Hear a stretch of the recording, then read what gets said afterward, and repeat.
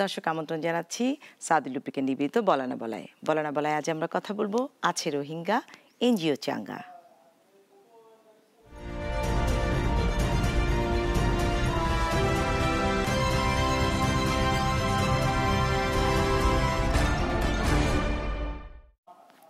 রোহিঙ্গারা আসছে ১৯৭৮ সাল থেকে বাংলাদেশে। বলা হচ্ছে এ পর্যন্ত ১১ লাখ রোহিঙ্গা নিবন্ধিত আছেন, বা ১১ লাখের কিছুটা বেশি।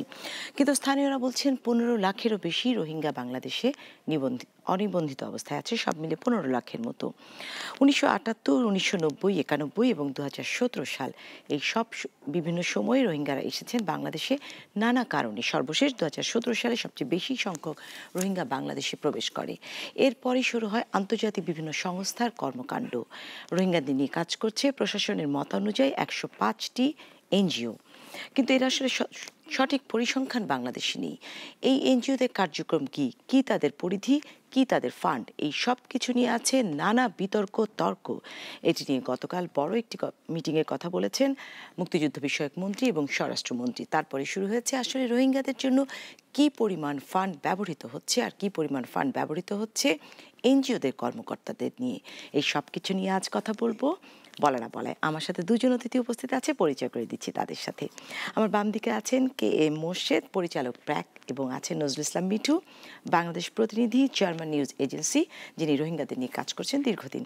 আপনাদের দুজনকে স্বাগত আজকের বলা না বলায়। আমি প্রথমেই কে এম মোর্শেদ, পরিচালক ব্র্যাক, আপনার কাছে আসছি। যেটি নিয়ে বলা হচ্ছিল আসলে আমাদের আজকে শিরোনাম যদি দেখেন, আছে রোহিঙ্গা এনজিও চাঙ্গা, এবং বলা হয়েছে যে ১৫০টি সংস্থা কাজ করছে বাংলাদেশে, এবং এই পর্যন্ত যতগুলো ফান্ড এসেছে তার যদিও বেশিরভাগ ফান্ডই আসলে কাজ হয়েছে বিদেশি সংস্থাগুলো পেয়েছে, আন্তর্জাতিক। এবং ১৩% বলা হচ্ছে আইএফআরসি তথ্য অনুযায়ী ১৩ সংস্থার মধ্যে ১১% আন্তর্জাতিক বেসরকারি সংস্থা আর ২% স্থানীয় এনজিওগুলোর মধ্যে ফান্ড বন্টন করা হয়েছে। কিন্তু গতকালের যে কথাটি নিয়ে আলোচনা হচ্ছে সেখান থেকে আপনার বক্তব্য চাচ্ছিলাম। না, আমি একটু বোঝার চেষ্টা করি। ১৩% কিসের? এটি বলেছে যে বাংলাদেশে এই পর্যন্ত বিদেশি তহবিলে প্রায় ৮০% ব্যয় হয়েছে জাতিসংঘের সংস্থাগুলো। আমি বলছি বাকি ২০%, ৭% আন্তর্জাতিক রেড ক্রস ও রেড ক্রিসেন্ট ফেডারেশন আইএফআরসির মাধ্যমে ব্যয় হয়। অবশিষ্ট ১৩%, টোটাল ১০০% ফান্ডের মধ্যে মাত্র ১৩% পেয়েছে আমাদের এখানকার সংস্থাগুলো। আমি এই পরিসংখ্যানটার উৎস জানি না। সিসিএনএফ কো চেয়ারম্যান ও বেসরকারি সংস্থা হ্যাঁ, একটা বেসরকারি সংস্থাদের একটা সংগঠন, তাদের তথ্য, কিন্তু এটা সরকারি তথ্য না। এবং এটার ভেরাসিটি আমি মানে ১০০ দিনের যে কর্মকাণ্ড স্থানীয় নেতৃত্ব শীর্ষক প্রতিবেদনে দেখা যায় যে সময় রোহিঙ্গাদের তহবিলের ৬৯% বরাদ্দ পায় জাতিসংঘের শরণার্থী সংস্থা, অভিবাসন সংস্থা এবং বিশ্ব খাদ্য সংস্থা। আন্তর্জাতিক এনজিও এসিএফ পেয়েছে ৭.৮%। দেশের সংস্থার মধ্যে ব্র্যাক পেয়েছে ২.১%, বাংলাদেশ রেড ক্রিসেন্ট সোসাইটি পেয়েছে ১.৩% তহবিল। মনে হয় না খুব খুব তথ্যভিত্তিক, এবং এখানে বেশ কিছু ফাঁকি তো আমার এখনই দেখতে পাচ্ছি। জি, ওই যে বলেছেন যে ইউএন পেয়েছে একটা বড় অংশ, সেই অংশটা কিন্তু আবার অনেক সংস্থা যেমন ব্র্যাক, সেখান থেকে আমরা অর্থ পাই। হ্যাঁ, সো না, আমরাও পেয়েছি। আচ্ছা, সো আমি এগেন এই সিসিএনএফ একটা, আমরা যদি গতকালের সরকারি যে বক্তব্য সেই বক্তব্যটি নিয়ে কথা বলি, বলেছে মাত্র ২৫% রোহিঙ্গাদের জন্য ব্যয় হয়েছে, বাকি সবটাই ব্যয় হচ্ছে কর্মকর্তাদের জন্য। এগেন এইটার ভেরাসিটি আমি ঠিক জানি না, কারণ হচ্ছে গতকালই আমরা এনজিও অ্যাফেয়ার্স ব্যুরো এবং আমাদের যে এসবি স্পেশাল ব্রাঞ্চ থেকে দুটো রিকোয়েস্ট পেয়েছি, information request to give the detail. তো যদি আমি ধরে নিই যে এই রিকোয়েস্টগুলি করা হয়েছে, যেহেতু তথ্যগুলি সরকারের কাছে নাই, তাহলে কালকের তথ্যর ভিত্তিতে সম্ভবত যে কোনো একটা বলেছেন গোয়েন্দা সংস্থাকে এখন দায়িত্ব দিয়েছেন, এনজিওরা সেখানে কি কাজ করছেন। তাহলে আগের তথ্যটার ভিত্তি কি? মানে যদি এখন আমরা দায়িত্ব দেই গোয়েন্দাকে একটু ইন্টারফেয়ার করে, সেটা হচ্ছে যে বলা হয়েছে যে ১৫০ কোটি টাকা হোটেল ভাড়া দেওয়া হয়েছে এই পর্যন্ত। উনি যেটা বলেছেন সেটা ইন্টেলিজেন্স রিপোর্টের ভিত্তিতে বলেছে হোটেলের ভাড়া দেওয়া হয়েছে ১৫০ কোটি টাকা গত ৬ মাসে কর্মকর্তাদের জন্য। এই বললাম, আমি অন্য এনজিওরা কি করছে ওটা বলতে পারছি না। আমি আমাদের কথা যদি বলতে পারি, আমাদের এখানে মোট কর্মকর্তা যারা কাজ করছেন সেই সংখ্যাটা সবার মধ্যে সবচেয়ে বেশি, সেটা হচ্ছে ২৭৯০ জন। তার মধ্যে অ্যারাউন্ড 70% হচ্ছে কক্সবাজারের স্থানীয় বাসিন্দা। 70%? তারা তো আর হোটেলে থাকার কথা না। আচ্ছা, আর যদি বলেন বিদেশি, আমাদের এই ১৭৮০ জনের মধ্যে ৫ জন বিদেশি আছে যারা ইউএন এর ফান্ডে। সো অ্যাটলিস্ট আমরা বলতে পারি প্রথম দিন থেকে আমরা যখন ওখানে যাই, নিয়োগের ক্ষেত্রে আমরা প্রথম প্রায়োরিটি দিয়েছি কক্সবাজারের বাসিন্দা, কারণ তাদের ওখানে স্থানীয় কালচারটা জানে, স্থানীয় পরিবেশ জানে। এর বাইরে বাংলাদেশে আমি যে বললাম যে ১৭৯০ মধ্যে বেশিরভাগ কক্সবাজার, বাকিরা বাংলাদেশি, ৪-৫ জন বিদেশি। সো এই ৫ জন হোটেলে থাকে, সেটা হচ্ছে তাদের ব্যাপার, তারা স্যালারি পায়। এবং এই ৫ জনের জন্য আসলে যদি আমি যে পরিবেশ দরকার, নিরাপত্তা সহ, আমার মনে হয় ওইটি সবচেয়ে ইকোনমিক। কিন্তু সেইটার যোগফল তো আর ১৫০ কোটি টাকা হয় না। না, এটি তো আর আপনার সংস্থাকে বলেনি, এটি বিভিন্ন এনজিও সংস্থার কর্মীদের নিয়ে বলা হচ্ছে। আমি আমারটা কথা বলতে পারি যে আমার মতো যারা সংগঠন আছে এবং সিসিএনএফ যাই বলুক না কেন, কক্সবাজারের সবচেয়ে বেশি কাজ ব্র্যাকই করছে। মানে ওই বিদেশি সংস্থার টাকা পাচ্ছে, সেই টাকাটা আলটিমেটলি ব্র্যাকের মতো সংগঠনের কাছে আসছে। সো আমরা সবচেয়ে বেশি কাজ করছি কক্সবাজারে, এবং আমাদের সংস্থায় বেলা এই তথ্যটা খাটে না। এবং সরকার আমাদের কাছে গতকালই তথ্য চেয়েছেন, যেটা আমরা সময় মতো দিয়ে দেবেন। আমি যে একটু নজরুল ইসলাম মিঠু আপনার কাছে আসি। গতকালে যে বিষয়টি ছিল, আইন শৃঙ্খলা সম্পর্কিত কমিটির বৈঠক ছিল এবং সেখানে সভাপতিত্ব করেছেন মুক্তিযুদ্ধ মন্ত্রী, এবং তিনি বলেছেন সাংবাদিকের প্রশ্নের জবাবে যে একটি গোয়েন্দা রিপোর্টে আমরা লক্ষ্য করেছি যে অনেক এনজিও ইল মোটিভে কাজ করছে। একটি বিষয় ছিল। আরেকটি বিষয় ছিল, গত সেপ্টেম্বর থেকে ১৫০ কোটি টাকা বিল দেওয়া হয়েছে এবং ফ্ল্যাট বাড়ি ভাড়া হিসেবে দিয়েছে বিভিন্ন সংস্থার কর্মকর্তারা ৮ কোটি টাকারও বেশি। এবং তিনি বলছেন যে এই টাকাগুলো রোহিঙ্গাদের পেছনে মাত্র ২৫% ব্যয় হয়েছে, যেটি অনুদান এসেছে, এবং ৭৫% ব্যয় হয়েছে কর্মকর্তা কর্মচারীদের জন্য। এটি ছিল মূল টকিং পয়েন্ট। ধন্যবাদ।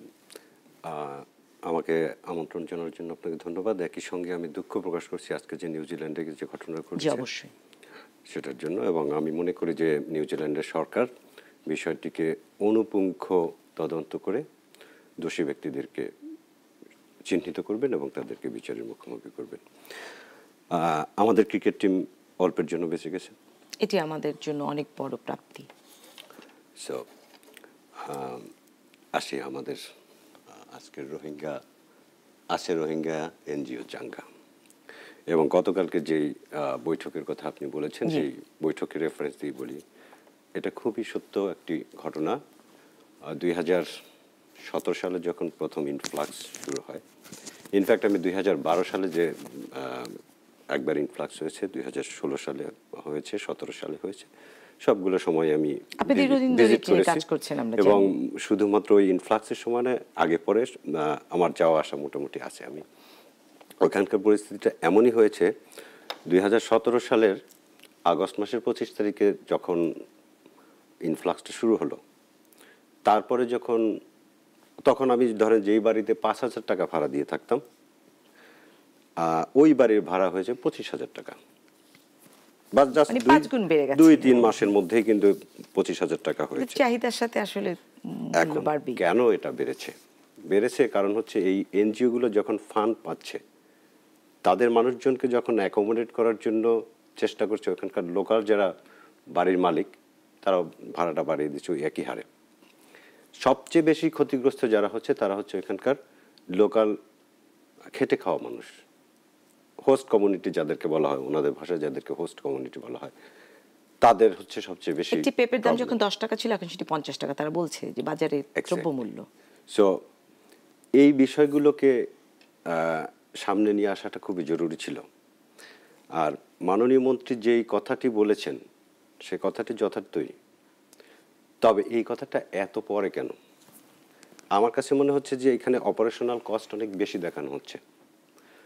ন্যাশনাল এবং ইন্টারন্যাশনাল যে এনজিওগুলো কাজ করছে, আমি জানি না তাদের কোনো ইয়ারমার্ক করা কোনো ফান্ডেড কত পার্সেন্ট অপারেশনাল কস্ট হবে, উনিও সবচেয়ে ভালো বলতে পারবেন। যেহেতু ব্র্যাক এখন বিশ্বের নাম্বার 1 এনজিও এবং প্র্যাকটিসের দিক থেকে অনেক ভালো, আমার কাছে মনে হয় যে এই টনকটা সরকারের অনেক আগে নড়া উচিত ছিল। ট্রান্সপারেন্সির অভাব। $100 মিলিয়ন একটা এই বছরের খরচের হিসাব দেওয়া হয়েছে, সাম $600 মিলিয়ন এখন পর্যন্ত আশ্বাস পাওয়া গেছে। এই টাকাটাও তো একইভাবে খরচ হবে। কার জন্য কাজ করছে? এখানে অবশ্যই সরকারি এনজিও ব্যুরো ছিল। সরকারের তো সব ধরনের মেকানিজম আছে। এখন আমাদের মন্ত্রী যে কথাটি বলেছেন যে 25% ব্যয় হয়েছে, এটা মনিটরিং এর দায়িত্ব সরকারের আছে। কারণ এই টাকাটা যেখান থেকে আসুক বাংলাদেশের মানুষের নামই তো খরচ হচ্ছে। হ্যাঁ, অবশ্যই। হ্যাঁ, আমরা রোহিঙ্গাদেরকে এখানে থাকার জন্য হিউম্যানিটেরিয়ান আসপেক্ট থেকে শেল্টার দিয়েছি। সেই শেল্টার দেওয়ার পরে থেকে শুধুমাত্র বিদেশি টাকার উপরে আমরা নির্ভর করছি। এনজিওদেরকে কিন্তু এখান থেকে নাই করে দেওয়া যাবে না, কারণ কে কাজগুলো করবে? It's a huge task. যারা এই কক্সবাজারের সবচেয়ে বড় কুতুপালন, বিশ্বের সবচেয়ে বড় সেটেলমেন্ট যেটা রোহিঙ্গা সেটেলমেন্ট, সেই সেটেলমেন্টে যারা গেছেন তারা নিশ্চয়ই বুঝতে পারবেন যে এটা কোন সরকার একার পক্ষে এই কাজটি করা সম্ভব নয়। এটি একদিনে কোনো সমাধানের বিষয় নয়। নজরুল ইসলাম মিঠু, আমি এখানে আরেকটু বোকাই প্রশ্ন করতে যাচ্ছি আপনার কাছে, আবার আসছি। বোকা অনেকক্ষণ ধরে হাত তুলছে। বোকাই, আপনি প্রশ্ন করুন। আমি জানতে চাইছিলাম কি পৃথিবীর সবচাইতে বড় ব্যবসা প্রতিষ্ঠানের নাম কি এনজিও? আচ্ছা, জি বলছিলাম, আমি যেটা বলছিলাম সবচেয়ে বড় ব্যবসা প্রতিষ্ঠান, বড় এনজিওর নাম আপনি বলছেন, আমাদের সাথে আমি জানি না প্রতিনিধি বসে আছে। এনজিও ব্যবসা প্রতিষ্ঠান হিসেবে কিন্তু এনজিও না, এনজিওস আর নন প্রফিট। ইট ইজ, আমরা এখানে দেখতে পারি সেটা হচ্ছে যে it comes with good intention, maybe there are some bad policies. So এই ব্যাড পলিসিগুলোকে আপনি অ্যাড্রেস করলেই আমার মনে হয় যে এই ফিলান্থ্রপিক যে কাজগুলো আছে, যে গ্রান্টগুলো আছে, যে ডোনেশনগুলো আছে, সেগুলো খুব ভালোভাবে কাজে লাগবে। আমি যে কথাটা বলতে চাচ্ছিলাম সেটা হচ্ছে যে সরকারের যেহেতু সব ধরনের মেকানিজম ওখানে আছে, ইন্টেলিজেন্স আছে, আর্মি আছে, সরকারি অফিস আছে, ডিসি অফিস আছে, পুলিশ আছে, আনসার আছে, বিডিপি আছে, এত এজেন্সি থাকার পরে তো তাকে আরো বেশি সতর্ক হতে হবে এই টাকা খরচ করার ব্যাপারে। কারা কারা কাজ করে, অনেকগুলো এনজিওকে কিন্তু সঠিক তথ্য নেই এই বিষয় নিয়ে আমরা কথা বলবো। ইতিমধ্যেই অনেকগুলো এনজিও কিন্তু কার্যক্রম বন্ধ করে দিয়েছে। কে মোর্শেদ, আপনার কাছে বোকায়ের প্রশ্ন রেখে যে এনজিও কি ব্যবসা কিনে, এবং আসলে যেটি নজরুল ইসলাম মিঠু বলছিলেন আসলে কত পার্সেন্ট আপনার অ্যাডমিনিস্ট্রেটিভ কস্ট যাবে বা কিংবা আপনাদের যে পলিসি, এই বিষয়ে আমরা কথা বলবো বিরতির পর ফিরে এসে। দর্শক, সাদিল লুপিকে নিবেদিত বলা না বলা যাচ্ছে একটা ছোট্ট বিরতিতে। দর্শক, সাদিল লুপিকে নিবেদিত বলা না বলায় কথা বলছিলাম। আছে রোহিঙ্গা, এনজিও চাঙ্গা। বিরতি আগে আমরা বলছিলাম এনজিও কর্মকাণ্ড নিয়ে। কে মোর্শেদ, আপনার কাছে বোকায় প্রশ্ন ছিল যে এনজিও কি ব্যবসা প্রতিষ্ঠান কিংবা আমার প্রশ্ন ছিল আসলে অপারেশনাল কস্ট কিংবা অ্যাডমিনিস্ট্রেটিভ কস্ট, যেটি নজরুল ইসলাম মিঠু বলছিলেন, সেই জায়গাটা একটু আমরা জানতে চাই। মিঠু ভাই তো বললেন যে এনজিও ব্যবসা না, মানে ব্যবসা প্রতিষ্ঠানে একটা প্রফিট হয়, তারপরে এনজিও ব্যবসা প্রতিষ্ঠানের একজন মালিক থাকে যে সেই প্রফিটটা নেয়। এনজিও একটা নট ফর প্রফিট অর্গানাইজেশন, কাজে এনজিও ব্যবসা কিনা প্রথমে ব্যবসা না, সবচেয়ে প্রফিটেবল কিনা না, সবচেয়ে প্রফিটেবল না। এনজিও যেভাবে শুরু হয়েছে এবং এখনো যেভাবে চলছে, আপনি যদি দেখেন বাংলাদেশে যে হারে এনজিও বন্ধ হয়ে যাচ্ছে। আপনি যেটি বিরতির সময় বলছিলেন যে অপারেশনাল কস্ট বাদ দিয়ে আমরা রিলিফ বলতে যেটি দেই হাতে তুলে, সেটিকেই হয়তো মাননীয় মন্ত্রী আসলে হয়েছে ঠিক আমি জানি না। মানে আপনি একটি হসপিটাল চালাতে গেলে রোহিঙ্গাকে বিক্রি বলছিলেন, আমি জাস্ট আন্দাজ করছি যে সেই কস্টের কথা যদি আমি আলোচনা করি। 80% মানে মিঠু ভাই বলতেছেন 80% হয়তো সত্যি কথা আপনার মনে হচ্ছে। সো আমার এইটা হওয়া উচিত, মানে এটা হওয়া কেমনি সম্ভব, I can't even imagine how this মানে 80% figure. If it is true, then the government must be acting absolutely on that. কারণ হচ্ছে যখন and bring those people to book. Absolutely. কারণ আমরা যখন ওই যে এনজিএফএস থেকে আমরা যখন একটা অ্যাপ্রুভাল নেই, ওইখানে অপারেশনাল কস্টের একটা বার আছে, সেই বারটা হচ্ছে 20%। জেনারেলি সমস্ত এনজিও, স্পেশালি বড় এনজিওগুলির এই সংখ্যাটা একটু কম থাকে, যেহেতু অপারেশন বড়, ওভারহেড কস্ট একটু ওই পার্সেন্টেজ ওয়াইজ কম হয়। এখন কথার কথা যদি রোহিঙ্গা ক্যাম্পে আসলে কি কি সার্ভিস দেওয়া হচ্ছে বা এনজিওরা কি কি কাজ করছে সেটির কথা বললে আমরা হ্যাঁ, বেরিয়ে ওখানে আসবো বিষয়টি। 19টা মতো 9টা মেজর সেক্টর আছে। জি হ্যাঁ, যেমন আপনি এখানে হেলথ একটা বড়, হ্যাঁ, এখানে Learning অস্থায়ী হাসপাতাল চলছে। hospital এই চলছে। হাসপাতালে আসলে অপারেশনাল কস্ট কত হয় আর আপনি রোগী সেবা দিতে কত টাকা, আমরা সেটা যদি একটু মানে আলোচনা এখন আপনাকে ঠিক করতে হবে যে এই যে দুটো বড় বাক্স করলেন, কোন বাক্সটা কি মিন করে। জি যদি ডাক্তারের বেতন, নার্সের বেতন, অ্যাটেন্ডেন্ট, ওই যেগুলি সাপ্লাই যায়, ওই ডিসইনফেক্ট্যান্ট, এইটা যদি একরকম ধরেন, ওইখানে আমার ধারণা অ্যারাউন্ড 80% চলে যায়। 80%। 4-5% যায় হচ্ছে সুপারভাইজার যে থাকে, ম্যানেজার যে থাকে, যার সাথে রোগীদের দেখা হয় না। আমরা ডাইরেক্ট ইনডাইরেক্ট কস্ট এভাবে হিসাব করি যে যেই কস্টটা না দিলে হসপিটালটা চলবে না, আর যেই কস্টটা না দিলে হসপিটাল চলবে কিন্তু বেশি দিন টিকবে না, সেটা হচ্ছে অপারেশনাল কস্ট। যেমন ম্যানেজারের কস্ট, অ্যাকাউন্টেন্টের কস্ট, অডিটরের কস্ট, সেটা 3-4%-এর বেশি যাওয়ার কোনো সুযোগই নাই। তাহলে 80% চলে যাচ্ছে আপনি বলছেন যে। ডাক্তারের পিছনে, নার্সের পিছনে, তাহলে সেটা তাদের তো সেই সাপ্লাইজার। কথাটিতেই আসলাম যে আসলে অপারেশনাল এবং অ্যাডমিনিস্ট্রেটিভ কস্ট। কিন্তু সেটা তো অপারেশনাল অ্যাডমিনিস্ট্রেটিভ কস্ট না, সেইটা হচ্ছে ডাক্তারই তো ইয়ে না যে আপনি ব্যাগে ভরে ভরে চাল দিলেন না। মানে আমাদের সমস্যাটা হচ্ছে কি, আমরা স্যালাইন রিলিফ দিলাম। বলতে বুঝি যে ওই চালের, তো চাল দেওয়ার খরচটার 80% হওয়া উচিত, দেওয়ার খরচ 20% হয় কথা। মানে চালটার দাম হবে 80%, রাইট। কিন্তু চিকিৎসা দিতে গেলে আপনি বলছেন যে চিকিৎসকের বেতন, মানে চিকিৎসাটা কি, চিকিৎসাটা হচ্ছে ইজ এ সার্ভিস।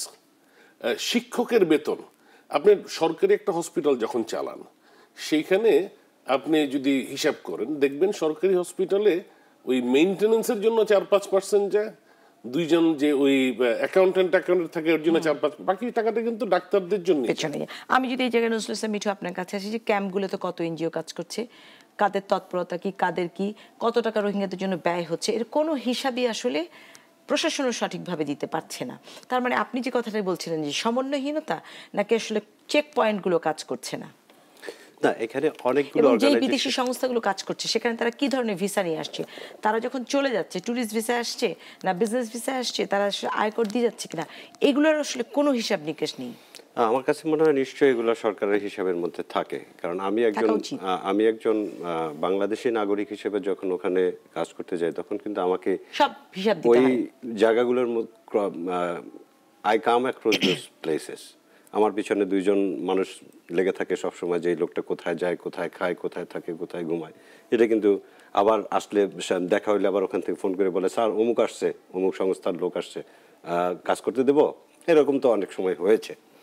সো আমার কাছে তো মনে হয় যে সরকারের কাছে সবগুলো ডেটা থাকা খুবই স্বাভাবিক, এবং যদি না থাকে সেটা আমি বলবো অস্বাভাবিক ঘটনা। আমার পয়েন্ট অন্য জায়গায়, সেটা হচ্ছে যে এনজিওরা যে কাজ করছে, বাংলাদেশ গভর্নমেন্ট যে হিউম্যানিটেরিয়ান রেসপন্স দেখিয়েছে, তার উপরে যে এনজিওরা কাজ করছে, ইন্টারন্যাশনাল এবং ন্যাশনাল এনজিওসরা, তার চেয়ে অনেক বড় ব্যাপার হচ্ছে we need diplomatic effort to send this people back. যেটি বলছিলেন রোহিঙ্গা আইনজীবী রাজিয়া সুলতানা, উনি কিন্তু একটি বড় অভিযোগ করেছেন যে এটি একটি চিড়িয়াখানা। উনি যেবার পুরস্কার পেয়েছেন আপনি তো নিশ্চয়ই জানেন, এবং তিনি বলেছেন যে একটি চিড়িয়াখানা, এখানে শুধু খাদ্য দেওয়া হয় এবং তাদের বেড়ে উঠতে দেওয়া হয়, কোনো ধরনের পড়াশোনা, তাদের ভবিষ্যতের কোনো কাজ হয় না, এবং সে একটি বড় প্রতিবাদ তুলেছেন। সেটা আসলে এখানে ফিরে যাওয়ার প্রক্রিয়াটিকে ত্বরান্বিত করা। তাদের ভবিষ্যৎ এখানে আসলে নেই। এখানে যারা এসছেন, ধরেন 90 সালে যারা এসেছেন, 78 সালে যারা এসেছেন, তাদের বাচ্চারা এখন অনেক বড়। এই রাজিয়া সুলতানা কিন্তু বাংলাদেশেই বড় হয়েছে। হ্যাঁ, 90 সালে যারা এসেছেন, আমি অনেককেই চিনি যারা ফেরত গেছেন, ফেরত গিয়ে এবার এসেছেন, 3-4 বার এসেছেন, যে আসা যাওয়ার মধ্যে ছিলেন। তো এই মানুষগুলোর তো আসলে কোনো ভবিষ্যৎ নেই। তো সেই ভবিষ্যৎ বিনির্মাণ করার জন্য যারা বড় বড় এনজিওস আছে, ইন্টারন্যাশনাল এনজিওস আছে, তারা যে কাজগুলো করছেন, তার সাথে এডিশনাল, এটা শুধুমাত্র বাংলাদেশের রেসপন্সিবিলিটি না। এই মানুষগুলোকে কেন, আমার প্রশ্ন হচ্ছে, তাদের নিজ নিজ দেশে নিয়ে যাচ্ছেন না? তা তো অনেক বড় বড় কথা বলে। হ্যাঁ, শুধুমাত্র বাংলাদেশকে বলবেন আপনি বর্ডার খুলে দিতে, আর মেক্সিকো ভালো করে রাখার জন্য, আর মেক্সিকো সীমান্তে আমার থেকে 10 গুণ 100 গুণ বড় দেশ কেনই দায়িত্ব নিচ্ছে না? বোকাই, আপনি প্রশ্ন করতে চাচ্ছিলেন। আমার প্রশ্নটা হইল, জি, রোহিঙ্গা নাম দিয়া কেউ কি ট্রেডমার্ক নিয়ে নিছে নাকি এখনো খালি আছে? ধন্যবাদ বুকাই। বুকাই মজার মজার প্রশ্ন করে যে রোহিঙ্গা ট্রেডমার্কে ইতিমধ্যে কেউ রেজিস্টার করে ফেলেছেন, এখনো খালি আছে। যাই হোক, নজরুল ইসলাম মিঠু যেই জায়গায় কথা বলছিলেন সেই জায়গায় আমি আসলে কে মোর্শেদ আপনার সাথে কথা বলছি। হ্যাঁ, যখন এরকম শরণার্থী থাকে তখন সেই দেশে অনেক ফান্ড আসে এবং এই ফান্ড যারা আসতেও থাকে এরকম একটি প্রক্রিয়া চলতে থাকে, কিন্তু আসলে এদের ফেরত নেওয়ার জন্য কার্যক্রমটা কি অবস্থায় আছে? ফেরত নেওয়ার জন্য তো বাংলাদেশ সরকার যে অফিসিয়াল স্ট্যান্ডস, ওইখানে পরিবেশ না হলে বাংলাদেশ সরকার জোর করে পাঠাবে না। সেই ডিপ্লোম্যাটিক আলোচনাগুলি কি আসলে জোরালো কি না? আচ্ছা, জোরালো। এবং আপনি যদি রিসেন্টলি আমাদের পররাষ্ট্র সচিব আইপিএতে, ইন্টারন্যাশনাল পিস ইনস্টিটিউটে একটা বড় ধরনের একটা গেভ এ টক, খুব ইন্টারেস্টিং। আপনি যদি দেখেন বাংলাদেশ সরকার has a strategy to push them to create an environment in Myanmar, especially Bangladesh সরকার, আমাদের মাননীয় প্রধানমন্ত্রী 2017-এর জেনারেল অ্যাসেম্বলিতে সেপ্টেম্বরে যেটা বলেছিলেন যে একটা যদি সিভিলিয়ান এনক্লেভ বানানো যায়, সেভ এনক্লেভ ইন মিয়ানমার, যেটাতে এখন আমরা বলছি লাগলে আসিয়ান ক্যান টেক লিড, সেইখানে রোহিঙ্গারা ফেরত যেতে পারে। সো ওই প্রক্রিয়া চলছে, তার অনেকটাই দৃশ্যমান, অনেকটা হয়তো দৃশ্যমান না। কাজে কিন্তু আমি অ্যাজ এ মানে উন্নয়ন কর্মী হিসাবে আশাবাদী, বিকজ আপনি ওদেরকে মানে রোহিঙ্গাদেরকে বাংলাদেশে রেখে বা রিফিউজি লাইফে আপনি সাধারণ জীবনযাপন আসলে হয় না। যতই অধিকার দেন, যাই করেন না কেন, আপনি যখন জানছেন যে যে মাটিতে আপনি থাকছেন সেই মাটি আপনার না, আপনাকে সেই মাটি স্বীকার করে না, তাহলে সাধারণ জীবন হওয়া সম্ভব না। আর এতগুলো মানুষকে আসলে আমাদের যেই জায়গা, আমাদের যে সক্ষমতা, তাতে সম্ভব নয়। তবে একটা প্রক্রিয়া চলছে রোহিঙ্গাদের মধ্যেও। আমরা যখন জিজ্ঞেস করি তাদেরকে যে তোমরা ফিরে যেতে চাও কিনা, তারা যেতে চায় না, এটা আমার অভিজ্ঞতা। লার্জ মেজরিটি চায় চলে যেতে। আমি দেখি আমাদের একদম লাস্ট যে স্টাডি আমরা করলাম হারভার্ডের সাথে, তাতে মোর দেন 80% wants to go back conditionally. Conditionally, সেই কন্ডিশনটা কি? কন্ডিশনটা কিন্তু খুব যৌক্তিক কন্ডিশন, যে আমাকে ফিরে গেলে, মানে মুখে যাই বলুক, মূল বক্তব্য হচ্ছে ফিরে গেলে যদি আবার আমাদেরকে মেরে পাঠিয়ে দেয় তাহলে আমি আর যাবো না, তাহলে আবার মরতে হলে এখানেই মরি। নজরুল ইসলাম মিঠু যেটি বলছিলেন, এই প্রশ্নটি আপনার কাছে রাখছি, তারা আসলে ফিরে যেতে চায় কিনা এবং আমাদের যে ডিপ্লোম্যাটিক টক আপনি যেটি বলছিলেন সেটি আসলে জোরালো কিনা, এটি নিয়ে সকলেই কথা বলছে। দর্শক, সাদিলুর উপর নিবেদিত বলা না বলায় যাচ্ছে একটা বিরতিতে। দর্শক, সাদি লুব্রিকের নিবিত বলা না বলায় কথা বলছিলাম, আছে রোহিঙ্গা এনজিও চাঙ্গা। নজরুল ইসলাম মিঠু, বিরতির আগে আপনার কাছে প্রশ্ন রেখে গিয়েছিলাম যে ডিপ্লোম্যাটিক যে কথা চলছে সেটি আসলে কতখানি, এবং যেটি বলছিলেন যে আমাদের একে মোর্শেদ ভাই যে কথাটা বলেছিলেন 2017 সালের প্রধানমন্ত্রী শেখ হাসিনা যে ভাষণটা দিয়েছিলেন, এবং আইপিএতে আমাদের সচিব যেটি বলেছেন, পররাষ্ট্র সচিব আসলে ওই কথাটিরই পুনরাবৃত্তি করেছেন। সেটা হচ্ছে যে একটা safe zone for the Rohingya in Myanmar, ফিরে গেলে মিয়ানমারে যদি সেফ জোন করা যায়। কিন্তু এটার জন্য যেই পরিমাণ এনগেজমেন্ট দরকার, আপনি আসিয়ানের কথা বলেছেন, যে পরিমাণ এনগেজমেন্টটা দরকার ডিপ্লোম্যাটিক লেভেলে, সেই পরিমাণ এনগেজমেন্টটা আমার কাছে এখনো মনে হয় না দৃশ্যমান হয়েছে। টুকটাক কথাবার্তা হচ্ছে, বিভিন্ন দেশের সাথে, চায়নার সাথে হচ্ছে, ইন্ডিয়ার সাথে হচ্ছে, কিন্তু এটা এখনো পর্যন্ত আমার কাছে মনে হয় না যে ইফেক্টিভ কোনো কিছু হয়েছে। আর মোস্ট ইম্পর্টেন্ট ব্যাপার হচ্ছে যে মিয়ানমার কিন্তু একটা সময় 60-70 বছর আইসোলেটেড ছিল। আইসোলেটেড থাকার সময় সে নিজের মতো করে মিলিটারি জান্তা নিজের মতো করে দেশ পরিচালনা করেছে। আর এখনই খুব অল্প সময়ের মধ্যে এরা ফেরত যাবে কিনা তা কিন্তু নিশ্চিত করে আপনি বলতে পারেন না। কারণ হচ্ছে ওখানে রাখাইনে আবার নতুন করে জাতিগত এবার বৌদ্ধদের সাথে হচ্ছে, বুদ্ধিস্টদের সাথে হচ্ছে। সো ওইখানে কিন্তু একটা ফিরে যাওয়ার জন্য যে এনভায়রনমেন্ট তৈরি হয় সেটার কোনো ধরনের আসলে সিচুয়েশন আবার তৈরি করা হচ্ছে। ওখানে বলা হচ্ছে যে আবার 9 জনকে মেরে ফেলছে, 9 জন সিকিউরিটি পার্সনকে মেরে ফেলছে। সো আমার কাছে খুব বেশি আশাবাদ আমি এই মুহূর্তে যদি আমার দেখছি না। এক্সপেরিয়েন্স শেয়ার করি যে আমি ওখানকার লোকের সাথে কথা বলেছি, তারা বলেছে যে আমরা তো এখানে এক জায়গায় একটা গাছের নিচে বসে 5 জনে কথা বলতে পারি, যেটি আমি মিয়ানমারে পারতাম না। যে 5টি পূর্ণবয়স্ক পুরুষ কথা বলতে পারছে, তারা বলছে আমরা তো ফুটবল খেলতে পারছি, আমরা তো এক জায়গায় বসে আর চা খেতে পারছি, যেটি তারা পারতো না, তারপর আমি কেন ফিরে যাব? বাংলাদেশে তো তারা অনেক বেশি স্বাধীন, তারা বলেছে যে স্বাধীনতা কি তারা এখানে এসে বুঝেছে, হ্যাঁ, অনেক চিকিৎসা স্বাধীন কি এবং- তারা এখানে এসে জেনেছে, জন্ম নিয়ন্ত্রণ কি তারা এখানে এসে জেনেছে, কেন সে ফিরে যাবে? অনেক মানুষ তো গাড়িই দেখে নাই, হ্যাঁ। প্রথম জীবনে এই কক্সবাজারের রাস্তায় এসে তো প্রথম গাড়ি দেখছে। সো তারা তো মনে করে যে বাংলাদেশ স্বর্গ। তাদের জন্য একটা স্বর্গের জায়গা, সেখান থেকে খুব তাড়াতাড়ি ফিরে যাবে। যেগুলো কন্ডিশনের কথা বলছেন, সেই কন্ডিশনগুলো কখনো ফুলফিল হবে বলে আমার কাছে খুব অদূর ভবিষ্যতে আমি এরকম কিছু এবং দেখছি না। স্থানীয় সমস্যা যে তৈরি করেছে তার প্রমাণ হচ্ছে এর মধ্যে একটি রিপোর্ট এসেছে যে এক ভদ্রলোক তার ওয়াইফকে ব্লেড দিয়ে কেটে ফেলেছে, কারণ সে একজন রোহিঙ্গা নারীকে বিয়ে করতে চান, তিনি বেসন পান, যেটি তার এই বউটি পান না। মানে এরকম সমস্যা তো তৈরি হয়েছে। আমরা একটু সামাজিক যোগাযোগ মাধ্যমে আজকে কি নিয়ে কথা হচ্ছে একটু দেখে আসতে চাই।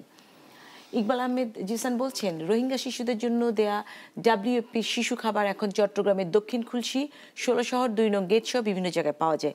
কিভাবে এগুলো এসব জায়গায় এলো, কারা এগুলো নির্দিষ্ট মানুষকে না দিয়ে বাইরের বাজারে পাঠাচ্ছে?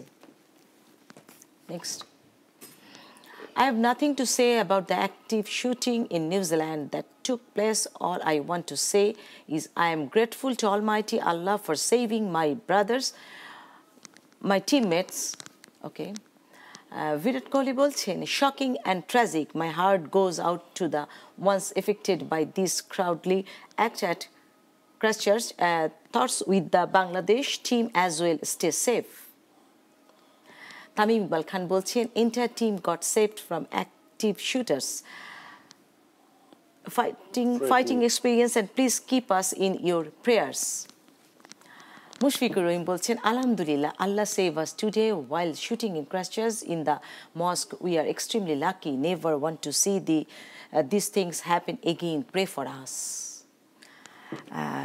আসলে আজকের আরেকটি বিষয় ছিল ভয়ঙ্কর বিষয়, খুলশির বিষয়টি তো আলোচনায় আসছেই, যে কে মোর্শেদ আপনি যদি একটু বলেন যে কিভাবে আসলে এই জিনিসগুলো বাজারে যাচ্ছে, রোহিঙ্গারাই বিক্রি করছে না অন্য কোনো বিষয়, নাকি যাদের হাত দিয়ে চলে যাওয়ার কথা ছিল সেটি আসলে কেন বাজারে আসছে? রোহিঙ্গারাই বিক্রি করছে। যেটা হয় যে আমরা যে যখন ওদেরকে রিলিফ দেওয়া হয় খাওয়া, বেশিরভাগই শুকনা খাওয়া দেওয়া হয়।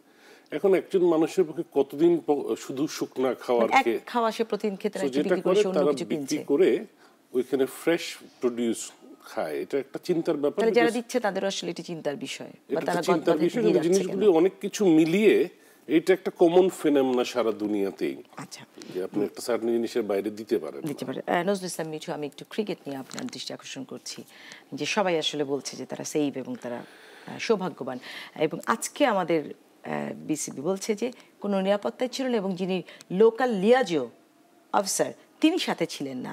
অথচ আমরা যদি বাংলাদেশে এসে দেখি 1 ঘন্টা আগে সব রাস্তা বন্ধ হয়ে যায় কোনো বিদেশি ক্রিকেট টিম আসলে। নাজমুল হাসান পাপন নিশ্চয় করেছেন ইতিমধ্যে এই কথাটি বলছেন। আমরা আসলে গরিব মানুষ, তো গরিব মানুষের অনেক বেশি সিকিউরিটি, যখন এখানে অন্য লোকরা আসে, সাদা চামড়াওয়ালারা আসে, তাদেরকে আমরা এক ধরনের ভগবান ভাবি। তো সেই কারণে তাদের জন্য কিন্তু আমাদের অনেক বেশি এফোর্ট থাকে যে তারা যাতে সেফ থাকে, সিকিউর থাকে, তাদের জন্য কোনো প্রবলেম না হয়, পানি খাইলে যেন ডায়রিয়া না হয়, এরকম সব বিষয়গুলো আমাদেরকে মাথায় রাখতে হয়। কিন্তু এই যে এই গরিব মানুষের যে দশা হয়, উনি বলেছেন আমরা যে কোনো দেশে গেলে আমাদের এরকম অবস্থা হয়। So it can't be happen. এবং এটা আপনারা জানেন। হ্যাঁ জানেন, এবং এটা নিয়ে তারা বাড়াবাড়িও করেন না। বলছে আমরা কখনো ডিমান্ড করি না। হোয়াই? মানে ঘটনা ঘটে গেলে আজকে মুশফিকরা না থাকলে ওনারা ডিমান্ড করা শুরু করতে, মানে বিষয়টা এরকম। এক্স্যাক্টলি, সেটা আমার প্রশ্নটা হচ্ছে যে বাংলাদেশের ক্রিকেটাররা যেখানেই যাবে, যখনই যাবে, তাদেরকে জেড ক্যাটাগরির সিকিউরিটি দিতে হবে। দ্যাট ইজ প্রাইম মিনিস্টার, প্রেসিডেন্টরা যেই ক্যাটাগরির সিকিউরিটি পান, পৃথিবীতে সবাই এরকম সিকিউরিটি পাওয়ার, মানে যারা স্টার ক্রিকেটার তাদের জন্য থাকা উচিত। অস্ট্রেলিয়া আসার আগে 20টা শর্ত দেয়। অস্ট্রেলিয়া তো আপনার মনে আছে যে অস্ট্রেলিয়া তো প্রথমেই নিউজ ব্রেক করছিল যে বাংলাদেশে অ্যাটাক হবে, এবং যেই কারণে তারা আসেনি। ইভেন্চুয়ালি সেই অ্যাটাকটা হয়েছিল হলি আর্টিজান 2016 সালে। আমরা আসলে শেষ পর্যায়ে, মানে আপনি যদি বলতে চান কিছু আর, মানে এই আমার কাছে মনে হয় যে বাংলাদেশ যে ক্রিকেটের আমাদের যে গর্ব, কর্তা ব্যক্তিরা আছেন, তারা আমার কাছে মনে হয় যে তারা আরো বেশি দায়িত্বশীল ভূমিকা পালন করে। কে মোর্শেদ যেটি বলছিলাম ক্রিকেট নিয়ে আমার মনে হয় এটা একটা লাকি ডে বাংলাদেশের জন্য, but the incident is a sad incident. I just pray that this doesn't spread, মানে this is the other fear, it doesn't spread in. আমাদের আসলে সতর্ক হওয়া প্রয়োজন। কে মোর্শেদ এবং নজরুল ইসলাম মিঠু দুজনকে ধন্যবাদ আজকের বলা না বলা এসে কথা বলার জন্য। আজকে আমাদের একটা মানে একটা বিপদ কেটে গেছে বলা যায়, যে আসলে আমরা সৌভাগ্যবান। আমরা যে বিষয়টি নিয়ে কথা বলছিলাম, রোহিঙ্গা আছে, এনজিও চাঙ্গা, আসলে সেখানেও আমরা চাই যে সরকার আরেকটু যদি আরও আগে থেকে এই বিষয়টিকে হ্যান্ডেল করতেন বা আরও আগে থেকে যদি এখানে গেটওয়ে বা যেটাই হোক দিতেন, তাহলে হয়তো এই কথাটি আজকে এখানে এসে উঠতো না। হয়তো আমরা চাইবো রোহিঙ্গারা সুষ্ঠুভাবে, সুন্দরভাবে, শান্তিপূর্ণভাবে সবাই তার নিজ দেশে ফিরে। কেউ আসলে দেশহীন থাকুক, এটি পরিচয়হীন থাকুক, এটি ছিল কেউই চায় না। দর্শক, আজকের মতো এখানে শেষ করছি। সাদুল উইকেন্ড নিয়মিত বলা না বলায় এবং আরও একবার শুভেচ্ছা রেখে যাচ্ছি আমাদের ক্রিকেটারদের জন্য। সবাই ভালো থাকবেন।